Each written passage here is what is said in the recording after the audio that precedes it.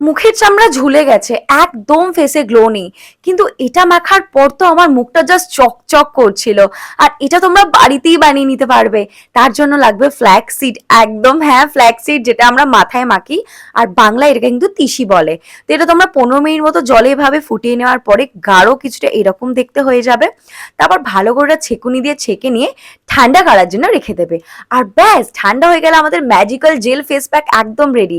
ফার্স্টে face wash দিয়ে ভালো করে মুখটাকে ধুয়ে নেওয়ার পরে একদম ক্লিন ফেসে এই জেলটা তোমরা অ্যাপ্লাই করবে। দেখতে পাচ্ছ আমি কিরম নিচ থেকে ওপরের দিকে টেনে তুলছি, ঠিক এইভাবেই অ্যাপ্লাই করবে। আর এটাকে শুকনো হওয়া অবধি রেখে দেবে। আর এটাকে কিন্তু একদম ন্যাচারাল বোটক্স ট্রিটমেন্টও বলে, মানে যেটা অনেক অনেক টাকা খরচা করে করতে হয় সেটা তোমরা বাড়িতে করে নিতে পারবে।